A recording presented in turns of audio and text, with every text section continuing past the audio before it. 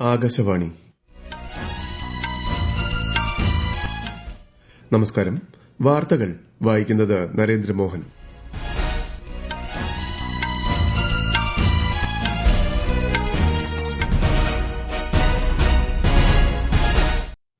പ്രധാന വാർത്തകൾ. നിർമ്മിത ബുദ്ധി ആഗോള പൊതുനന്മയ്ക്കായി പ്രയോജനപ്പെടുത്തണമെന്ന് പ്രധാനമന്ത്രി നരേന്ദ്രമോദി. AI ഉച്ചകോടിയുടെ പശ്ചാത്തലത്തിൽ ലോക നേതാക്കളുമായി ഉഭയകക്ഷി കൂടിക്കാഴ്ച നടത്തി പ്രധാനമന്ത്രി. കേന്ദ്ര ആഭ്യന്തരമന്ത്രി അമിത് ഷാ ഇന്ന് അസമിൽ വൈബ്രന്റ് വില്ലേജസ് പ്രോഗ്രാം രണ്ടാം ഘട്ടം ഉദ്ഘാടനം ചെയ്യും. കർണാടക, ഡൽഹി ഉൾപ്പെടെ 22 സംസ്ഥാനങ്ങളിലും കേന്ദ്രഭരണ പ്രദേശങ്ങളിലും തീവ്ര വോട്ടർ പട്ടിക പരിഷ്കരണത്തിന് മുന്നോടിയായുള്ള പ്രവർത്തനങ്ങൾ പൂർത്തിയാക്കാൻ നിർദ്ദേശിച്ച് കേന്ദ്ര തെരഞ്ഞെടുപ്പ് കമ്മീഷൻ. കേരളത്തിൽ SIRന്റെ ഭാഗമായി രാഷ്ട്രീയ പാർട്ടി പ്രതിനിധികളുടെ യോഗം ഇന്ന് തിരുവനന്തപുരത്ത്. അന്തിമ വോട്ടർ പട്ടിക നാളെ പ്രസിദ്ധീകരിക്കും.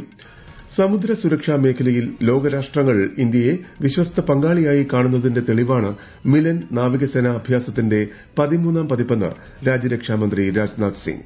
രഞ്ജി ട്രോഫി ക്രിക്കറ്റിൽ കർണാടക ഫൈനലിൽ. ജമ്മുകശ്മീരുമായി ഈ മാസം 24-ന് കിരീട പോരാട്ടം.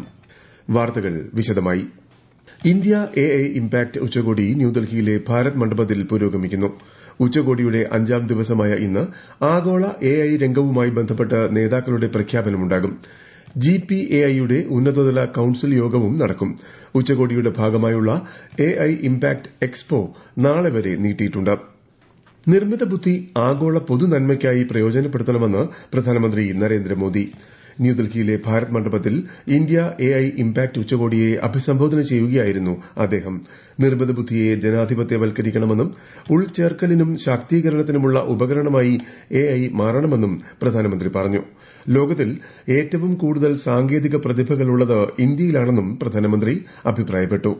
ये समिट जिस भारत में हो रही है वो भारत 1/6 ऑफ ह्यूमैनिटी को रिप्रेजेंट करता है. भारत दुनिया की सबसे बड़ी युवा आबादी का देश है. सबसे बड़े टेक टैलेंट पूल का केंद्र है. सबसे बड़े टेक एनेबल्ड इकोसिस्टम का उदाहरण है.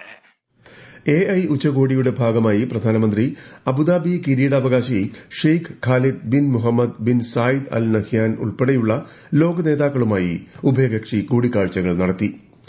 AI ഇംപാക്ട് ഉച്ചകോടിയുടെ ഭാഗമായി പ്രധാനമന്ത്രി നരേന്ദ്രമോദി ഇന്നലെ വ്യാപാര പ്രമുഖരുമായി റൌണ്ട് ടേബിൾ ചർച്ച നടത്തി. AI സാങ്കേതികവിദ്യ, നവീകരണം എന്നീ മേഖലകളിൽ നിന്നുള്ള വിവിധ പങ്കാളികൾ ചർച്ചയിൽ പങ്കെടുത്തതായി ശ്രീ മോദി സമൂഹമാധ്യമത്തിൽ കുറിച്ചു. റഫേൽ വിമാനങ്ങളുമായി ബന്ധപ്പെട്ട് ഫ്രാൻസും ഇന്ത്യയും തമ്മിലുള്ള സഹകരണം ശക്തിപ്പെടുത്താൻ ആഗ്രഹിക്കുന്നതായി French president Emmanuel Macron. 114 Rafale ജെറ്റുകൾ കൂടി വാങ്ങാനും സഹകരിച്ച് നിർമ്മിക്കാനും ഇന്ത്യ താൽപര്യം പ്രകടിപ്പിച്ചതായി അദ്ദേഹം ഇന്നലെ ഇന്ത്യ AI ഇംപാക്ട് ഉച്ചകോടിയിൽ അറിയിച്ചു. കേന്ദ്ര ആഭ്യന്തരമന്ത്രി അമിത് ഷായുടെ 2 ദിവസത്തെ അസം സന്ദർശനത്തിന് ഇന്ന് തുടക്കമാകും. ഇന്തോ ബംഗ്ലാദേശ് അതിർത്തി പ്രദേശത്തെ നാഥൻപൂർ ഗ്രാമം സന്ദർശിക്കുന്ന ശ്രീ അമിത് ഷാ സുരക്ഷാ പ്രവർത്തനങ്ങൾ വിലയിരുത്തും. സിൽച്ചാറിൽ വൈബ്രന്റ് വില്ലേജസ് പ്രോഗ്രാമിന്റെ 2ാം ഘട്ടത്തിനും കേന്ദ്ര ആഭ്യന്തരമന്ത്രി തുടക്കമിടും. ഗ്രീൻ ടെക്, ഗവേഷണം, വികസനം തുടങ്ങിയ മേഖലകളിൽ സഹകരണം ശക്തിപ്പെടുത്തുന്നതിലെ പ്രതിബദ്ധത ആവർത്തിച്ച് ഇന്ത്യയും സ്വീഡനും. സ്വീഡിഷ് ഉപപ്രധാനമന്ത്രി എബ്ബ ബുഷുമായി കേന്ദ്രമന്ത്രി പീയൂഷ് ഗോയൽ ഇന്നലെ ന്യൂഡൽഹിയിൽ നടത്തിയ കൂടിക്കാഴ്ചയിലാണ് ഇത് സംബന്ധിച്ച തീരുമാനം. ഇന്ത്യയിലെ നൈപുണ്യമുള്ള യുവജനങ്ങളും സ്വീഡന്റെ നവീകരണ ശക്തിയും ഇരു രാജ്യങ്ങളുടെ സുസ്ഥിര വളർച്ചയ്ക്കുള്ള ഘടകങ്ങളാണെന്ന് ശ്രീ പീയൂഷ് ഗോയൽ വ്യക്തമാക്കി. തീവ്ര വോട്ടർ പട്ടിക പരിഷ്കരണവുമായി ബന്ധപ്പെട്ട മുന്നൊരുക്ക നടപടികൾ പൂർത്തിയാക്കാൻ 22 സംസ്ഥാനങ്ങളിലെയും കേന്ദ്രഭരണ പ്രദേശങ്ങളിലെയും മുഖ്യ തെരഞ്ഞെടുപ്പ് ഓഫീസർമാർക്ക് നിർദ്ദേശം നൽകി കേന്ദ്ര തെരഞ്ഞെടുപ്പ് കമ്മീഷൻ. കർണാടക, ആന്ധ്രാപ്രദേശ്, ഡൽഹി, പഞ്ചാബ് തുടങ്ങിയ ഇടങ്ങളിൽ ഏപ്രിൽ മാസത്തോടെ SIR നടപടിക്രമങ്ങൾ ആരംഭിക്കുമെന്ന് പ്രതീക്ഷിക്കുന്നതായും കമ്മീഷൻ അറിയിച്ചു. നിലവിൽ 12 സംസ്ഥാനങ്ങളിലും കേന്ദ്രഭരണ പ്രദേശങ്ങളിലും SIR നടപടികൾ പുരോഗമിക്കുകയാണ്. കേരളത്തിൽ SIRുമായി ബന്ധപ്പെട്ട് മുഖ്യ തെരഞ്ഞെടുപ്പ് ഓഫീസറുടെ നേതൃത്വത്തിൽ രാഷ്ട്രീയ പാർട്ടി പ്രതിനിധികളുടെ യോഗം ഇന്ന് തിരുവനന്തപുരത്ത് ചേരും. അംഗീകൃത രാഷ്ട്രീയ പാർട്ടികളുടെ പ്രതിനിധികൾ യോഗത്തിൽ പങ്കെടുക്കും. അതേസമയം അന്തിമ വോട്ടർ പട്ടിക നാളെ പ്രസിദ്ധീകരിക്കും. കൂടുതൽ വിവരങ്ങളുമായി ആകാശവാണി ലേഖകൻ സ്മിതി M. പള്ളുരുത്തി. ഇന്ന് രാവിലെ മുഖ്യ തെരഞ്ഞെടുപ്പ് ഓഫീസർ തിരുവനന്തപുരത്ത് രാഷ്ട്രീയ പാർട്ടികളുടെ യോഗം വിളിച്ചിട്ടുണ്ട്. കരട് വോട്ടർ പട്ടികയിലുള്ള 2,54,42,352 പേരിൽ 36,88,948 പേർക്കായിരുന്നു ഹിയറിംഗ് നോട്ടീസ് നൽകിയിരുന്നത്. ഇവരുടെ ഹിയറിംഗ് പൂർത്തിയാക്കി കഴിഞ്ഞു. എന്യൂമറേഷൻ ഫോറം വിതരണത്തിനും അവ തിരികെ വാങ്ങി ഡിജിറ്റലൈസ് ചെയ്ത് അപ്ലോഡ് ചെയ്യുന്നതിനുമായി നവംബർ 4 മുതൽ വളരെ വിപുലമായ സംവിധാനങ്ങളായിരുന്നു കേരളത്തിൽ ഉടനീളം സംഘടിപ്പിച്ചത്. നിയമസഭാ തെരഞ്ഞെടുപ്പിന് മുന്നോടിയായി കേരളത്തിലെയും കർണാടകയിലെയും അതിർത്തി പങ്കിടുന്ന ജില്ലകളിലെ ഉന്നത ഉദ്യോഗസ്ഥരുടെ യോഗം മംഗലാപുരത്ത് നടന്നു. കാസർഗോഡ് ജില്ലാ കളക്ടർ കെ ഇമ്പശേഖരൻ, ജില്ലാ പോലീസ് മേധാവി, ദക്ഷിണ കന്നഡ ഡെപ്യൂട്ടി കമ്മീഷണർ തുടങ്ങിയവർ പങ്കെടുത്തു. പാലക്കാട് ജില്ലയിൽ നെല്ല് സംഭരണം ഇന്ന് ആരംഭിക്കുമെന്ന് മന്ത്രി എം വി രാജേഷ്. ഇന്നലെ ഓൺലൈനായി ചേർന്ന ഉന്നതതല യോഗത്തിലാണ് തീരുമാനം. കർഷകർക്ക് കാലതാമസമില്ലാതെ പ്രാഥമിക സർവീസ് സഹകരണ സംഘങ്ങൾ മുഖേന വില ലഭ്യമാക്കുമെന്നും മന്ത്രി അറിയിച്ചു. ഈ വാർത്തകൾ ആകാശവാണിയിൽ നിന്ന്. ആകാശവാണി വാർത്തകളും വാർത്താ അധിഷ്ഠിത പരിപാടികളും all India radio news Thiruvananthapuram YouTube ചാനലിലും at all India radio news Thiruvananthapuram Facebook പേജിലും AIR ന്യൂസ് _ തിരുവനന്തപുരം ഇൻസ്റ്റഗ്രാം അക്കൌണ്ടിലും at AIR news _ TVM X ഹാൻഡിലും ലഭ്യമാണ്. പ്രധാനമന്ത്രി നരേന്ദ്രമോദി ആകാശവാണിയിലൂടെ ജനങ്ങളുമായി ആശയങ്ങൾ പങ്കുവയ്ക്കുന്ന പ്രതിമാസ റേഡിയോ പ്രഭാഷണ പരിപാടി മൻ കി ബാത് മറ്റന്നാൾ.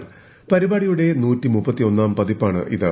ദൂരദർശന്റെയും ആകാശവാണിയുടെയും എല്ലാ ശൃംഖലകളിലും പരിപാടി ലഭ്യമാകും. മൻ കി ബാത്തിലേക്കുള്ള ആശയങ്ങളും അഭിപ്രായങ്ങളും മൈ GOV, നമോ ആപ്പ് എന്നിവയിലൂടെയോ 1800117800 എന്ന ടോൾ ഫ്രീ നമ്പറിലോ ഇന്നുകൂടി അറിയിക്കാം. കോയമ്പത്തൂർ വിമാനത്താവളത്തിലെ ഉഡാൻ യാത്രി കഫേ കേന്ദ്ര വ്യോമയാന മന്ത്രി രാംമോഹൻ നായിഡുവും കേന്ദ്ര സഹമന്ത്രിമാരായ മുരളീധർ മോഹലും എൽ മുരുകനും ഇന്ന് സംയുക്തമായി ഉദ്ഘാടനം ചെയ്യും. കുട്ടികൾക്കുള്ള കളിസ്ഥലം, GI ഉൽപ്പന്നങ്ങൾക്കായുള്ള വിപണന കേന്ദ്രങ്ങൾ, ലൈബ്രറി തുടങ്ങിയ സൌകര്യങ്ങളും ഒരുക്കിയതായി വിമാനത്താവള ഡയറക്ടർ മുഹമ്മദ് ആരിഫ് മാധ്യമങ്ങളോട് പറഞ്ഞു. സമുദ്ര സുരക്ഷാ മേഖലയിൽ ഇന്ത്യയെ വിശ്വസ്ത പങ്കാളിയായി മറ്റു രാജ്യങ്ങൾ കാണുന്നതിന്റെ തെളിവാണ് മിലൻ നാവികസേന അഭ്യാസത്തിന്റെ 13ാം പതിപ്പെന്ന് രാജ്യരക്ഷാമന്ത്രി രാജ്നാഥ് സിംഗ്. ആന്ധ്രാപ്രദേശിലെ വിശാഖപട്ടണത്ത് മിലന്റെ ഉദ്ഘാടനം നിർവഹിക്കുകയായിരുന്നു അദ്ദേഹം. ഇത്തവണ 74 രാജ്യങ്ങളാണ് നാവികാഭ്യാസത്തിൽ പങ്കെടുക്കുന്നതെന്ന് ശ്രീ രാജ്നാഥ് സിംഗ് പറഞ്ഞു. With the participation of more than 74 nations, Milan 2026 stands as the largest and most inclusive edition. Milan 2026 seeks to enhance interoperability among navies of partner countries, improve professional competence by sharing of the professional experiences and practices, and deepen friendship among participating navies by evolving bonds of mutual advantage. ഇന്ന് ലോക സാമൂഹിക നീതി ദിനം. ദാരിദ്ര്യം, ലിംഗ അസമത്വം, തൊഴിലില്ലായ്മ തുടങ്ങിയ ആഗോള പ്രശ്നങ്ങൾ പരിഹരിക്കുന്നത് ലക്ഷ്യമിട്ടാണ് 2007 മുതൽ ദിനാചരണം സംഘടിപ്പിക്കുന്നത്.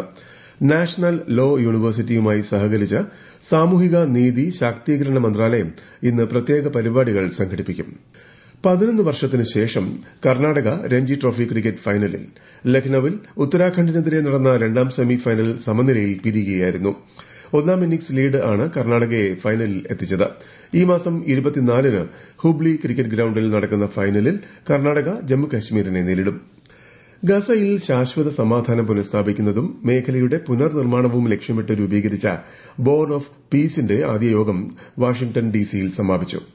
സമിതി അംഗങ്ങൾ ചേർന്ന് ഗാസ ദുരിതാശ്വാസ പാക്കേജിനായി $7 ബില്യൺ നൽകുമെന്ന് യോഗത്തെ അഭിസംബോധന ചെയ്തുകൊണ്ട് US പ്രസിഡന്റ് ഡൊണാൾഡ് ട്രംപ് പ്രഖ്യാപിച്ചു. കഴിഞ്ഞ വർഷം നവംബറിൽ UN സുരക്ഷാ സമിതി ബോർഡിന് അംഗീകാരം നൽകിയതായും ട്രംപ് പറഞ്ഞു.